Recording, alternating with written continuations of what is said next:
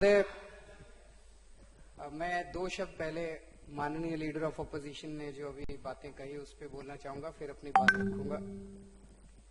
मुझे बहुत खुशी है लीडर ऑफ अपोजिशन ने पूरी मेहनत करके एलजी साहब के अभिभाषण को कल रात को पूरी रात उन्होंने बिताई, उसके ऊपर बहुत मेहनत की और उसके बाद उनको केवल ये कमियां नजर आई कि जो हमने मैनिफेस्टो बनाया था और उसमें हमने जो जो वादे किए थे वो 2 साल में पूरे क्यों नहीं किए।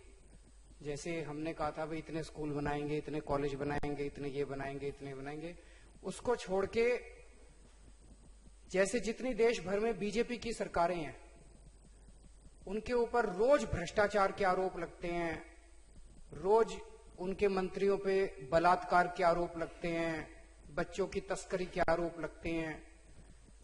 मुझे बेहद खुशी है कि आज 2 साल के बाद लीडर ऑफ अपोजिशन के पास भी एक शब्द नहीं है हमारे ऊपर भ्रष्टाचार का आरोप लगाने के लिए।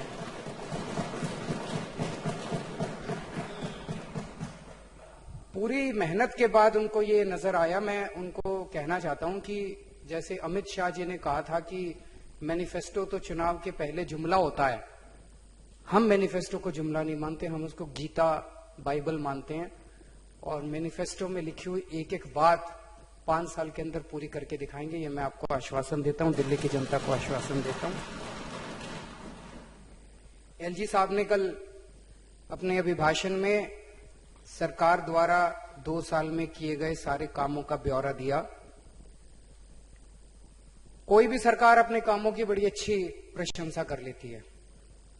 एलजी साहब ने अपनी सरकार की तारीफ की, हम भी अपनी तारीफ खूब कर सकते हैं, लेकिन असली तारीफ तब होती है जब सड़क पे चलता हुआ आदमी कहे कि इस सरकार से मेरे को फायदा हो गया।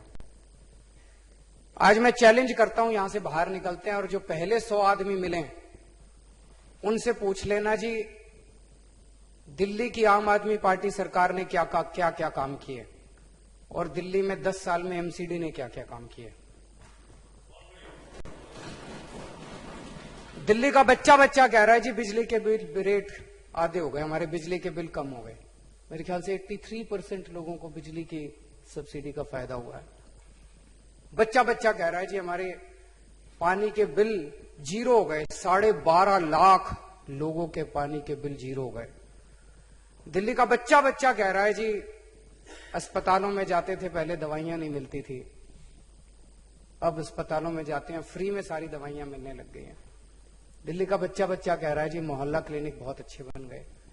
दिल्ली का बच्चा कल मैं नजफगढ़ से वापस आ रहा था, एक ट्रैफिक जैम में फंस गया, तो वहां पे कई सारे आसपास के दुकान वालों ने मेरे को देखा, उन्होंने चारों तरफ से गाड़ी घेर ली, मैंने शीशा नीचे करा।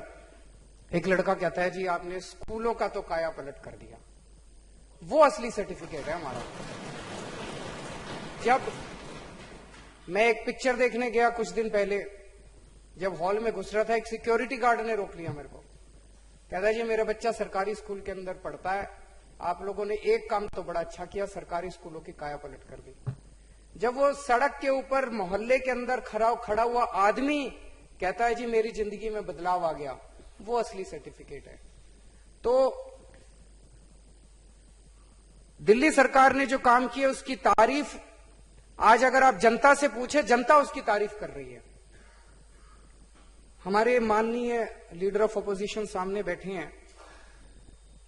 मध्य प्रदेश में कितने साल से बीजेपी की सरकार है? 10 साल से, 10-12 साल हो गए। 12 साल में मध्य प्रदेश की सरकार ने 5 काम गिना दो जो करे, मैं चैलेंज करता हूं। व्यापन छोड़ के, वो तो बहुत बड़ा काम करा। 5 काम गिना दो, आपको भी नहीं याद होंगे लेकिन आपको हमारे काम याद हैं।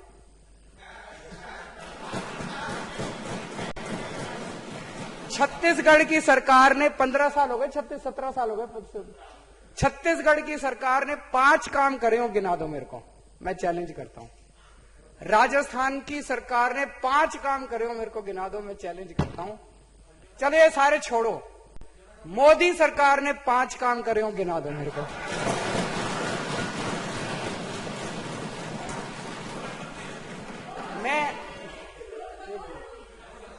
मैं आपको दोष नहीं देता, मोदी जी को भी नहीं पता कि 5 क्या काम करें। उनके उत्तर प्रदेश में अभी गए हैं, जितने भाषण उन्होंने करे मैंने सारे उनके भाषण सुने, एक भी काम उन्होंने नहीं गिनाया कि मैंने 3 साल 2.5 साल हो गए उनको, 3 साल हो गए कि मैंने 3 साल में ये काम करा ये काम करा इसलिए मेरे को वोट दो। एक काम नहीं गिनाया। मैं भी पंजाब गया था अभी, मैंने भी पंजाब के अंदर वोट मांगे थे। मैंने कहा था दिल्ली में हमने ये काम करे, पंजाब में भी ये काम करके दिखाएंगे। हमने काम के आधार पे वोट मांगे। प्रधानमंत्री जी ने शमशान घाट के नाम पे वोट मांगे। एमसीडी में 10 साल हो गए आपको। एमसीडी में एक काम बता दो जो आपने करा हो पिछले 10 साल के अंदर, एक काम कराओ जो जनता कह दे कि काम करा एमसीडी वाला। बैठो बैठो, नोट कर लो, उसके बाद बता देना, उसके बाद बता देना। अब मैं आपको थोड़ा सा कंपेयर करके बताना चाहता हूं। दिल्ली में लगभग हमने सबसे सस्ती बिजली करके दिखा दी। आपको याद होगा शीला दीक्षित का जमाना, हर साल बिजली के रेट बढ़ा करते थे, हर साल बिजली के रेट बढ़ा करते थे, लोग कितने दुखी थे। 2 साल के अंदर हमने बिजली के रेट नहीं बढ़ने दिए। आज अगर आप 400 यूनिट बिजली की खपत करते हो दिल्ली में अपने घर में, तो दिल्ली में बिजली का बिल आता है 1370 रुपए। और अगर आप गुजरात में बीजेपी की सरकार है, किससे 89 से है, कितने साल हो गए, 28 साल से बीजेपी की सरकार है। गुजरात में अगर आप 400 यूनिट बिजली खपत करते हो अपने घर में तो बिल आता है 2700 रुपए। दिल्ली में कितना आता है, 1370, और बीजेपी के गुजरात में आता है 2700 रुपए। महाराष्ट्र में किसकी सरकार है, बीजेपी की। बंबई में अगर आप 400 यूनिट बिजली इस्तेमाल करते हो तो आपका बिल आता है 4000 रुपए। दिल्ली में कितना आता है, 1370, बंबई में आता है 4000 रुपए। तो दिल्ली वालों ने काम तो करके दिखाया, दिल्ली की सरकार ने। कर्नाटक में कांग्रेस की सरकार है, बंगलोर में अगर आप 400 यूनिट बिजली इस्तेमाल करते हो तो आपका बिजली का बिल आता है 2600 रुपए। पूरे देश में सबसे सस्ती बिजली करके दिखा दी हम लोगों ने। पहले कहा करती इनको गवर्नेंस नहीं आती, गवर्नेंस हमसे सीखो। अब 8000 नए क्लासरूम बनाए। एक स्कूल के अंदर लगभग 40 के करीब क्लासरूम होते हैं। उस हिसाब से देखो तो 200 नए सरकारी स्कूल बन गए दिल्ली के अंदर। मैं चैलेंज करता हूं, 12 साल के अंदर शिवराज सिंह चौहान ने मध्य प्रदेश में 200 स्कूल बनाए हो तो मैं चैलेंज करता हूं 15 साल में छत्तीसगढ़ के अंदर डॉक्टर रमन सिंह ने अगर 200 स्कूल बना दिए हो तो, और मैं चैलेंज करता हूं एमसीडी वालों ने 5 स्कूल बना दिए हो तो 10 साल के अंदर एक भी स्कूल नहीं बनाया उन्होंने। हमने 200 नए सरकारी स्कूलों के बराबर का इंफ्रास्ट्रक्चर 2 साल के अंदर खड़ा करके दिखा दिया। और एक हमारे स्कूल में चलो अब जो नए सरकारी स्कूल बन रहे हैं, लिफ्टें लग रही हैं, स्विमिंग पूल बन रहे हैं, और एक एमसीडी का सरकारी स्कूल कंपेयर करके देख लो, जमीन आसमान का अंतर है। जनता को खुद ही दिखाई दे रहा है। पिछले एक किस्म की राजनीति है, जब प्रधानमंत्री जी उनका हवाई जहाज बताते हैं बड़ा फन्ने खा है, वो एयरफोर्स 1 क्या कहते हैं उसको, क्या नाम है उसका, कुछ नाम है एयरफोर्स 1, इसका क्या है, और बड़ा शानदार है बताते हैं, अंदर से सारी सुविधाएं हैं नहाने की और फलाना ढिमका सारा सब कुछ है। वो लेके घूमते रहते हैं सारी दुनिया में।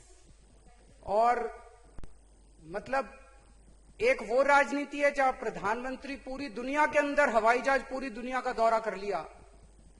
पिछले 2 साल के अंदर मैं केवल एक विदेश यात्रा पे गया था, इटली गया था, मदर टेरेसा के बेनेडिक्शन के ऊपर।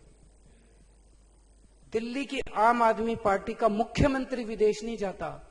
दिल्ली की आम आदमी पार्टी की सरकार के अंदर प्रिंसिपल फॉरेन जाते हैं, हार्वर्ड जाते हैं, कैम्ब्रिज जाते हैं, ट्रेनिंग करने के लिए जाते हैं। मैं विदेशों में नहीं घूमता, अपने प्रिंसिपलों को भेजता हूं ट्रेनिंग करने के लिए विदेशों के अंदर। और वो सारी इतनी सारी प्रधानमंत्री जी ने विदेश यात्राएं करी, और पूरी दुनिया के अंदर आज देश की थू-थू हो रही है नोटबंदी के बाद। सारे लोग, पूरी दुनिया के लोग कह रहे हैं कि क्या प्रधानमंत्री है, क्या इसने नोटबंदी करी, पूरी दुनिया में थू थू हो रही है। और आज मैं एक भी देश में नहीं गया और पूरी दुनिया के अंदर आम आदमी पार्टी के कामों की चर्चा हो रही है। कॉफी अन्नान, कितने बड़े आदमी है कॉफी अन्नान, यूनाइटेड नेशंस के फॉर्मर सेक्रेटरी, उन्होंने बोला है कि चिट्ठी लिखी है मेरे को, उन्होंने बोला है कि जो मोहल्ला क्लिनिक दिल्ली सरकार ने बनाया पूरी दुनिया के अंदर बनने चाहिए ऐसे। अभी सिंगापुर में आप गए थे, किसकी कॉन्फ्रेंस थी? हेल्थ, पूरी दुनिया के हेल्थ मिनिस्टर आए थे सारे देशों के, और वहां पे दूसरे हेल्थ मिनिस्टर को बोलने का मौका नहीं मिला, दिल्ली के हेल्थ मिनिस्टर को वहां पे अपनी बात रखने का मौका मिला सिंगापुर के कॉन्फ्रेंस में। और पूरी दुनिया के हेल्थ मिनिस्टर्स ने तारीफ करी कि दिल्ली के अंदर, वो वीडियो देखना नेट के ऊपर है, पूरी दुनिया के हेल्थ मिनिस्टर्स ने एक के बाद एक तारीफ करी कि दिल्ली में जो मोहल्ला क्लिनिक बन रहे हैं। ऑड इवन हमने करा, पूरी दुनिया में जहां जहां ऑड इवन किया गया वहां फेल हो गया। पहली बार पूरी दुनिया के अंदर ऑड इवन दिल्ली में हमने सक्सेसफुल करके दिखाया था। आज पूरी दुनिया के अंदर उसकी तारीफ हो रही है। 106 डिस्पेंसरी आप बता रहे थे, प्राइमरी हेल्थ सेंटर या मोहल्ला क्लिनिक एक तरह से उसी का वो है। 106 मोहल्ला क्लिनिक बना चुके, जिसकी पूरी दुनिया में तारीफ है। मैं चैलेंज करता हूं, छत्तीसगढ़ में 106 डिस्पेंसरी अगर डॉक्टर रमन सिंह ने 15 साल में बना के दिखा दिया। मैं चैलेंज करता हूं, मध्य प्रदेश में उन्होंने 106 डिस्पेंसरी 10 साल में बना के दिखा दियो। एक डिस्पेंसरी उन्होंने नहीं बनाई, हमने 2 साल के अंदर इतनी डिस्पेंसरी बना के दिखा दी। अब मैं आपको 2 पुलों की कहानी, 2 फ्लाईओवर की कहानी सुनाना चाहता हूं। एक आम आदमी पार्टी की सरकार ने बनाया फ्लाईओवर, और एक भारतीय जनता पार्टी की एमसीडी फ्लाईओवर बनाने की कोशिश कर रही है, प्रयासरत है। 1.5 साल के अंदर हमने 5 फ्लाईओवर बना दिए, 1.5 साल में। एक फ्लाईओवर जो मैं अक्सर उदाहरण देता हूं, 325 करोड़ का बनना था, समय से पहले पूरा कर दिया, 200 करोड़ में पूरा कर दिया, 125 करोड़ रुपए बचा लिए क्योंकि नीयत साफ थी। बीजेपी की एमसीडी 2006 से एक रानी झांसी फ्लाईओवर बनाने की कोशिश कर रही है। 177 करोड़ रुपए का बनना था, 724 करोड़ रुपए खर्च हो चुके, और अभी भी आधा भी नहीं बना वो दूर दूर तक। क्यों? क्योंकि नीयत खराब थी। दोस्तों, जैसा मैंने कहा कि पिछले 1.5 साल में बहुत सारे काम किए, लेकिन इन लोगों ने बहुत सारी अड़चनें अड़ाने की कोशिश करी। जब हम राजनीति में आए थे हमें लगता था राजनीति खराब है, लेकिन अंदर घुसने के बाद पता चला कि राजनीति कितनी ज्यादा खराब है। इतनी ज्यादा खराब है कि देश लुट जाए, लोग मर जाएं, सब कुछ बर्बाद हो जाए, लेकिन सत्ता और पैसे के लिए किसी भी हद तक जा सकते हैं। दिल्ली के लोगों ने 70 में से 67 सीट दी। 70 में से 67 सीट भारत के इतिहास में तो कभी किसी पार्टी को मिली नहीं। 70 में से 67 सीट का काम क्या का मतलब क्या था? 70 में से 67 सीट का मतलब यही था कि दिल्ली की जनता कह रही है, इनको 3 दी और कांग्रेस को 0 दी, कि दिल्ली की जनता कह रही है अब तुम चुपचाप रहना, अब आम आदमी पार्टी को काम करने देना। पूरा जम के ठप्पा लगाया दिल्ली की जनता ने कि भाई अब जो आम आदमी पार्टी 5 साल, अब आम आदमी पार्टी जो ये सरकार कहेगी वही होएगा, अब कुछ नहीं होएगा दिल्ली में। लेकिन मोदी जी हार गए, और हारने के बाद उन्होंने दिल्ली की जनता से जो बदला लेना चालू किया, वो बता नहीं सकता। आज हमने 49 दिन की सरकार में एक चीज जो आज सारे दिल्ली के तो छोड़ो, तो सारे देश के लोग याद करते हैं, वो क्या है कि जी पैसा लेना बंद कर दिया था सबने। पुलिस वालों ने पैसा लेना, ट्रैफिक लाइट पे पैसा लेना बंद कर दिया था। खौफ था इनके अंदर, अफसरों के अंदर, कि अब ये ऐसी सरकार आई है छोड़ेगी नहीं। जो सरकार मुकेश अंबानी के खिलाफ एफआईआर करने की हिम्मत रखती है वो हमको नहीं छोड़ने वाली। सारे अफसरों ने पैसा लेना बंद कर दिया था। इतना जबरदस्त माहौल था दिल्ली के अंदर। जैसे ही हमारी दोबारा सरकार बनी, मोदी जी ने एंटी करप्शन ब्रांच पे कब्जा कर लिया। अच्छा भाई तुम ले लो, पर तुम कुछ करके तो दिखाओ। अगर वही कुछ कर देते तो हमें कोई तकलीफ नहीं थी, भाई तुम करो। हम तो पहले भी कहते थे हम राजनीति में आते ही नहीं अगर तुम सुधर जाते। तुम नहीं सुधरे इसलिए हमें राजनीति में आना पड़ा। आज भी सुधर जाओ, हम राजनीति से संन्यास ले लेंगे। अभी भी नहीं सुधर रहे आप लोग। तो खुद ही कर देते, एसीबी वो ठीक कर देते, अगर भ्रष्टाचार दूर कर देते, हमें क्या जरूरत थी, लेकिन खुद भी नहीं करा। आज सबसे ज्यादा तकलीफ इसी बात की होती है, लोग जब याद करते हैं 49 दिन की सरकार में, आज भी अगर ये दे दें, दिल्ली के अंदर भ्रष्टाचार जीरो करके दिखा देंगे, जीरो भ्रष्टाचार करके दिखा देंगे। बिना एसीबी के इतना कंट्रोल कर रखा है, एसीबी अगर आ जाए तो हम क्या करके दिखा देंगे। लेकिन दोस्तों, मेरे को बड़ा दुख हुआ, अभी पंजाब में चुनाव में गया, वहां मोदी जी भाषण देने आए। भाषण में कहते हैं, केजरीवाल चुनाव के पहले कहा करता था शीला दीक्षित को गिरफ्तार करूंगा, लेकिन चुनाव के बाद किया नहीं, केजरीवाल ने झूठ बोला। मुझे बहुत तकलीफ हुई। प्रधानमंत्री को तो कम से कम झूठ नहीं बोलना चाहिए। उन्होंने ये नहीं बताया भी एंटी करप्शन ब्रांच मैंने छीन रखी है। उन्होंने ये नहीं बताया कि शीला दीक्षित की फाइलें सारी अब मेरी अलमारी में है, उनकी अलमारी में है सारी फाइलें। और पंजाब की जनता को जाके कहते हैं केजरीवाल ने शीला दीक्षित को गिरफ्तार नहीं किया। अरे केजरीवाल की शीला दीक्षित को तुमने गिरफ्तार नहीं किया, तुमको गिरफ्तार करना है। तुम मेरे को देके देखो और फिर देखो, तुम्हारा मुकेश अंबानी भी नहीं बचेगा और तुम्हारी शीला दीक्षित भी नहीं बचेगी। तुम्हारे में हिम्मत नहीं है, जो तुम्हारे में हिम्मत तो यही है, कभी सतिंदर जैन को पकड़ लेते हो, कभी हमारे एमएलए को पकड़ लेते हो, कभी इनको पकड़। विजय माल्या को पकड़ने की हिम्मत नहीं है। रॉबर्ट वाड्रा की तरफ नरेंद्र मोदी उंगली उठा के दिखा दे, मान जाऊंगा नरेंद्र मोदी में 56 इंच का सीना है, हिम्मत है। हिम्मत नहीं है नरेंद्र मोदी के अंदर कि यूं उंगली उठा के दिखा दे। रॉबर्ट वाड्रा खा जाएगा, रॉबर्ट वाड्रा कच्चा चबा जाएगा नरेंद्र मोदी को।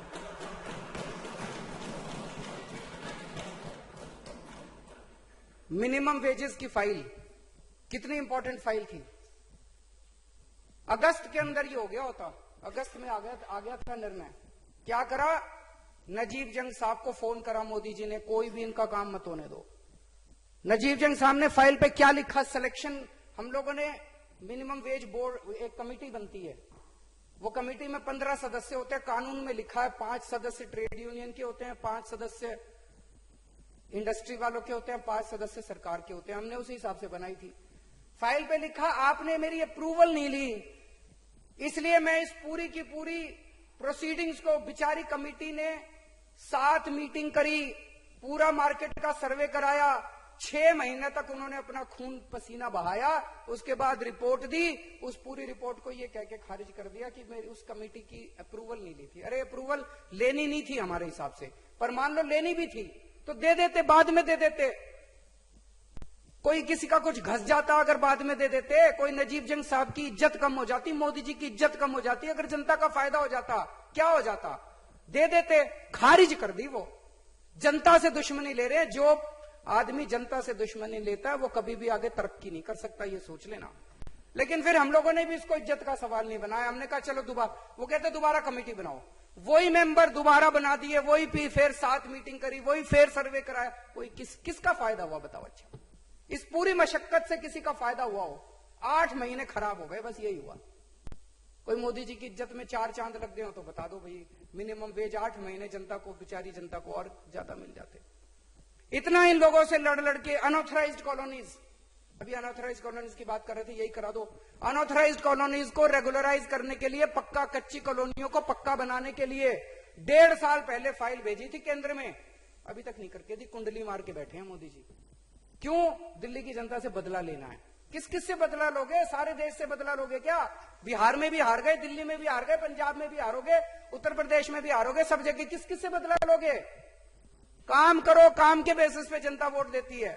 1.5 साल हो गए, अब हाईकोर्ट ने फटकार लगाई है मोदी सरकार को कि क्यों बैठे हो 1.5 साल से, इसके ऊपर निर्णय लो। मैं आपको ये काम सौंपता हूं आज। पूरा सदन भाई हाथ खड़ा करके बता दो सारे मंजूर है। सारे आज विजेंद्र गुप्ता जी को ये काम सौंपते हैं कि अनऑथराइज कॉलोनी, कच्ची कॉलोनी को पक्का कराने की फाइल क्लियर करा के ला दो केंद्र सरकार से। ये तो करा सकते हो।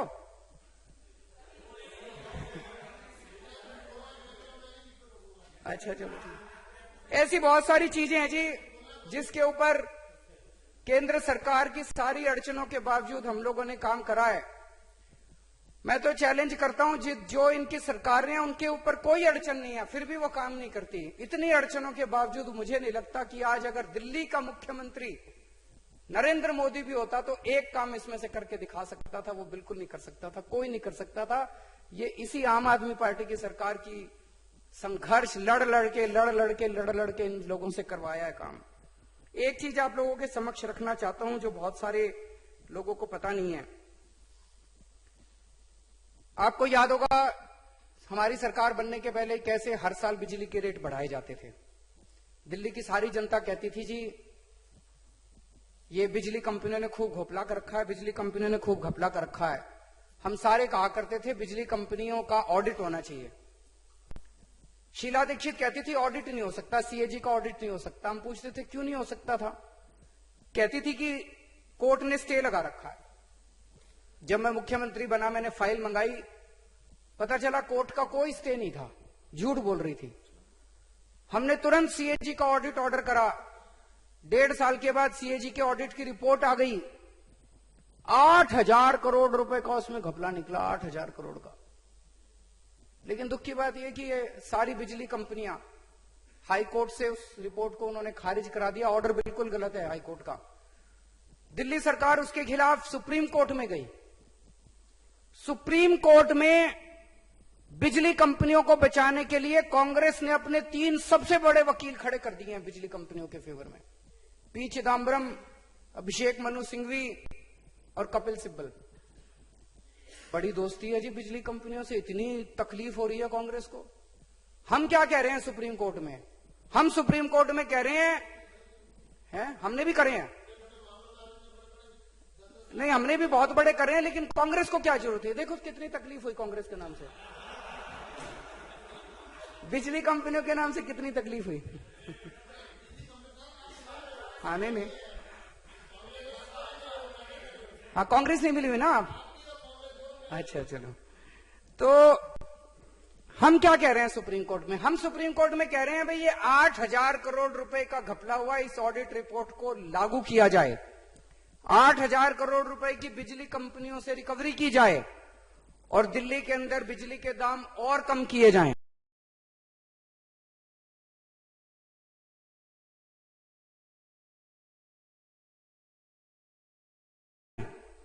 और कांग्रेस जाके क्या कह रही है कि ये ऑडिट रिपोर्ट खारिज की जाए। बिजली कंपनियों ने कोई घपला नहीं किया, बढ़ाने के लिए गई है। दोस्तों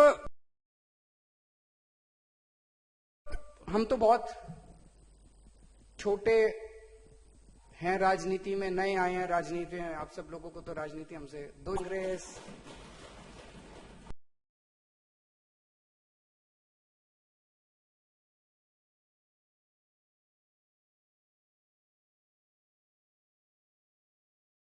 सारा घालमेल है, सारा घालमेल है।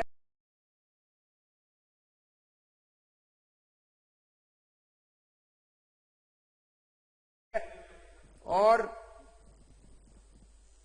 मतलब मैं ये कई बार सोचता हूं भाई रॉबर्ट वाड्रा को पानी पी पी के गालियां दी Modi. BJP, Congress, SP, BSP, ये शरद पवार, फलाना ढिमका, सबका अच्छा खासा हंसता खेलता परिवार था। ये कहां से आ गए ये बाहर वाले? तकलीफ यही है, तकलीफ इनको ये है कि अगर ये बने रहे तो हमको जीने नहीं देंगे ये। तो सारे के सारे सारी पार्टियां हम लोगों को बर्बाद करने में तुली हुई हैं। पिछले 3 साल के अंदर मोदी जी ने कांग्रेस के एक रॉबर्ट वाड्रा तो खैर बहुत, उनसे भी बहुत ऊंची चीज है मोदी जी से भी, कांग्रेस के एक सरपंच को भी गिरफ्तार नहीं किया। पूरे देश के अंदर एक सरपंच गिरफ्तार किया हो कांग्रेस का, और हमारे 20 एमएलए गिरफ्तार कर लिए। तो इनको तकलीफ तो हमसे ही है। सबकी फाइलें खोल रखी है मोदी जी ने, और जब कांग्रेस थी उन्होंने खोल रखी थी, एक दूसरे की फाइलें खोल रखी है, सबकी फाइलें। मेरे ऊपर सीबीआई की रेड भी इसी वजह से कराई थी। कुछ तो मिलेगा, कुछ तो मिलेगा। 2 फाइलें इसकी भी मेरी भी 2 फाइलें खोल देते, मैं भी उनके कब्जे में आ जाता। कुछ मिला ही नहीं मेरे खिलाफ। मफलर मिले, वो कह रहा है 4 मफलर मिले, कुछ नहीं मिला मेरे खिलाफ। ये सारा हमारी इनकम टैक्स के अंदर हमारी पार्टी के रोज हमारी सम्मान कर करके, मैं भी इनकम टैक्स में काम करता था, इस तरह से इनकम टैक्स विभाग का राजनीतिकरण मैंने अपनी जिंदगी में कभी नहीं देखा। जिस बेशर्मी के साथ इनकम टैक्स ऑफिसर आम आदमी पार्टी के ऑडिटर को बुलाता है स्टेटमेंट रिकॉर्ड करने के लिए और उसको धमकी देता है कि आप आम आदमी पार्टी के साथ संबंध तोड़ दो। इस तरह से राजनीति करोगे? राजनीति करनी है, चुनाव लड़ो। इनकम टैक्स, हमारे जितने डोनर है, जितने हमें चंदा देते हैं, उनके घर जा जाके धमकियां दे रहे हैं इनकम टैक्स वाले कि आप आम आदमी पार्टी को चंदा देना बंद कर दो, नहीं तो बर्बाद कर देंगे, आम आदमी पार्टी को छोड़ दो। ये राजनीति है आप लोगों की। हम इनके कंट्रोल में नहीं आ रहे, इसलिए इन लोगों को सबसे ज्यादा तकलीफ हो रही है। लेकिन इस देश की जनता बड़ी सियानी है, सारे मीडिया पे भी आप लोगों ने कब्जा कर रखा है। मीडिया केवल आपको ही आपको दिखाता है। 24 में देख रहा था एक आज तक चैनल के ऊपर आधे घंटे का प्रोग्राम, उसमें दिखा रहे थे मोदी जी कितना काम करते हैं, 24 घंटे काम करते हैं, 5 बजे उठते हैं, फलाना क्या काम करते हैं ये नहीं दिखा रहे थे। लगे रहते हैं या तो काम नहीं करना आता कुछ तो वो आज तक वालों ने ये नहीं दिखाया क्या काम करते हैं। वो ये काम कितना करते हैं, काम बहुत ही इनएफिशिएंट है यार। तो अध्यक्ष महोदय, मैं इस मोशन का पूरी तरह से समर्थन करता हूं।